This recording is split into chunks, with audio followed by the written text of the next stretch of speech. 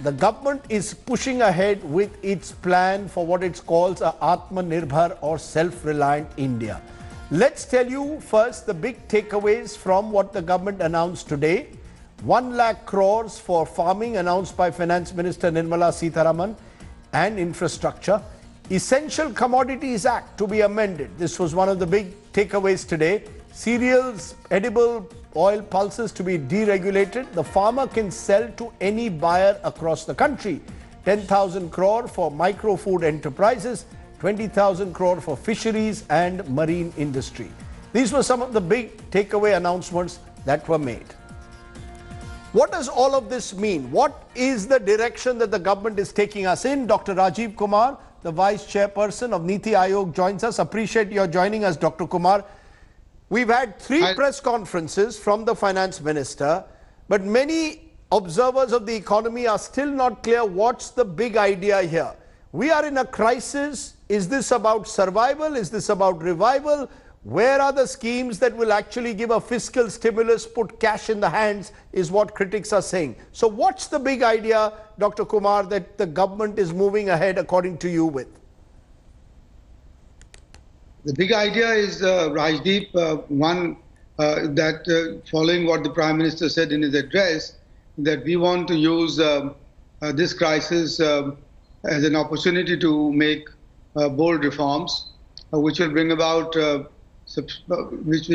long-term sort of permanent change in the economy and improve the economic, improve the economic prospects, the capacity and the productivity of the economy, so that we just don't put money in the people's hands, which then, in the absence of a supply response or any improvement in productivity, generally ends up in inflation, and that would then mean that all of this is wasted. Which is why, for example, what you just said just now is a revolutionary step as far as I'm concerned. For decades, our farmers have been wanting this freedom to sell to anybody, and not just to the APMC traders. The Central Trading Act that's been promised today will ensure that. Similarly, the Essential Commodities Act, the Damocles sword that hung over our traders and our exporters, our agro-exporters, which prevented India from exporting any of its agro-commodities, because you never knew when the ban on exports would come, etc. So that's now been dispensed with. And so the point really being that we just don't want to, we don't really have the kind of capacity that the US and other countries have to have helicopter money and to put money into people's, into the hands of everybody else. Yet the finance minister has tried to do that, for example, in the case of street vendors and the more, small and medium enterprises. But we want to make sure that henceforth India would have be in a much better position to meet the next. Dr. Kumar, you're talking about big ticket reform and the need to sort of move into next generation reform, but surely the first goal is to survive the pandemic, to provide cash in people's hand that will stir up demand, that will stir consumption. Even the steps for street vendors are being seen as very tentative, again dependent on banks providing credit. SMEs also dependent on banks providing loans. Many of them don't have any economic activity, so may not even take those loans. Why is there a reluctance to come up with this big ticket idea of, let's say, putting 5,000 rupees in every Jan Dhan Yojana account? I mean, to begin with, let me remind you that this was done, I think, about 8 weeks ago, when all the Jan Dhan account owned by women the money was put into them.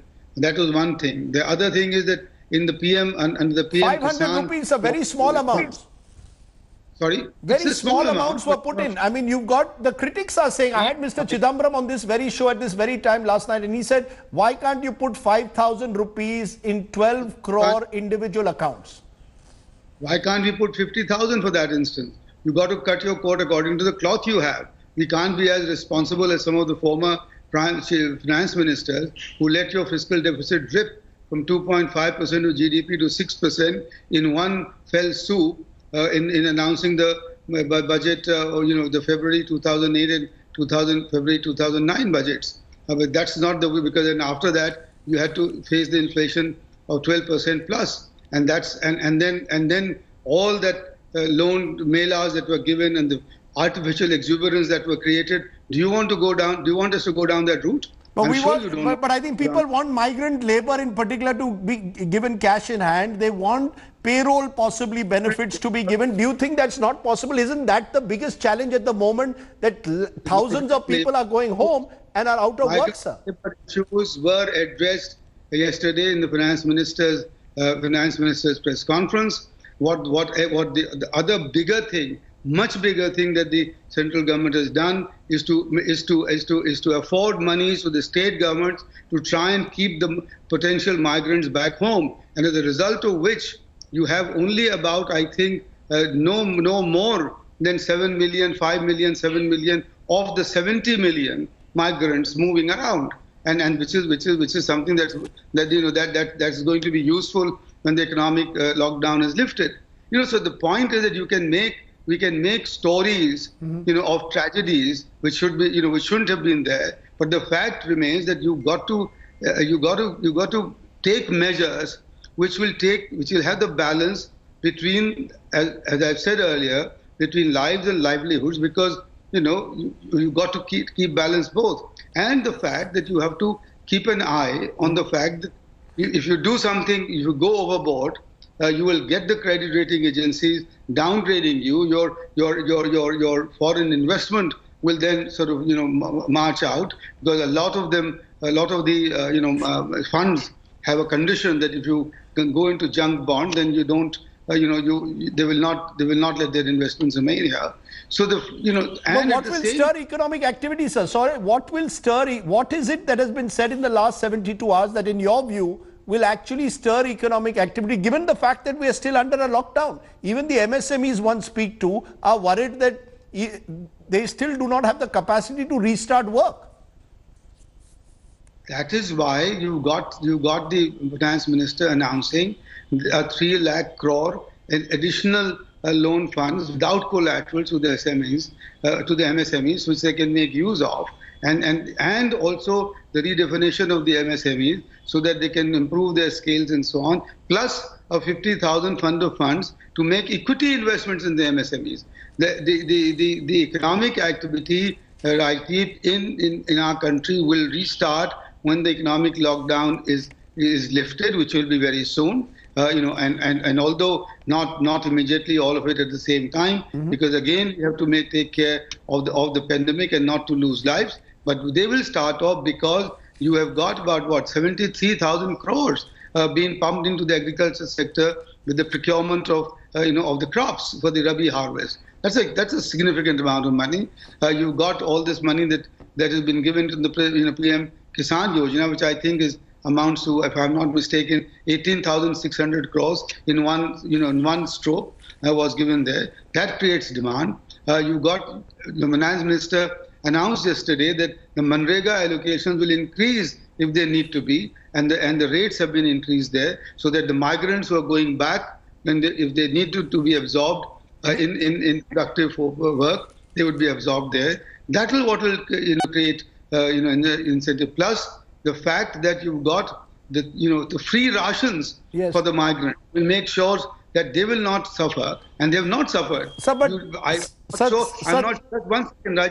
not sure why we don't highlight the fact that with all that we've got, thankfully, God's grace, government action, we have not yet reported any casualty anywhere. Sir, we've reported casualties of migrants who on the way back home have died in road accidents, in truck accidents, who are reportedly really being pushed to the brink. But we can dispute those numbers, we can dispute but those images are real. My point is simply this. Is the problem, according to you, a demand side problem or a supply side problem? Because critics are saying the government has got it wrong. They are treating a demand side problem as a supply side problem. What you need to do at the moment is create demand, and that can only be created by cash in hand. And nothing that the finance minister has done in the last 3 days suggests that cash is being put in people's hands. Anybody who says that this crisis is only a demand side crisis is talking through his hat or her hat. It has affected both the production capabilities and capacities, plus it's a demand side problem. You know that we have done enough to prevent the cash crunch from being converted to insolvencies. That's a supply side problem, and that is what we want to prevent. The supplies or the structure of the MSMEs needed to be protected, so that's what you try to do. You can do that much, and then there are probably a couple of tranches available even now. By the way, the TDS concession that you've given, which will give the 25%, that's putting cash in people's hands, and there are a couple of tranches to go. And so, aren't we being premature? And in talking about this, and why not wait until the finance minister has presented all that she's got in her hand? So you're saying there'll be much more that's still to come. You believe that this is only the first phase of it, and you believe that economic activity will get kick-started as a result of these measures? Of course, that's the attempt of the government, and that's the effort of the government. And let's wait and see what the finance minister has to announce further, because I think she's done this consciously so that we can focus on each aspect quite closely. Because critics say she's just repackaging old schemes. There's nothing new. These are all repackaged old schemes. That is not true. That is not true. I can tot up the numbers for you if you want to get into those details. Right. She has repeated some of the measures that have been taken in the past, and that is to put the context, for example, for labor reform. But at the same time, the extra 2% reduction in the EPFO contribution is not old hat. The fact that the government has extended the EPFO contribution by the government for both the employer and the employees is not old hat. Because the point is that if you're going to be just cribbing all the time, you can. But the better thing would be to take each day's announcements, and drill down into them and see as to what the impact would be, rather than just assume and say, and preempt everything. Okay. And wait for a couple of days or a couple of announcements are made to then get to the point as to what is the total impact on the economic activity. That's very fair, Dr. Kumar. I appreciate your joining us and giving us your perspective. As always, thank you very much for joining me here at the top of the news. Thank you. Okay.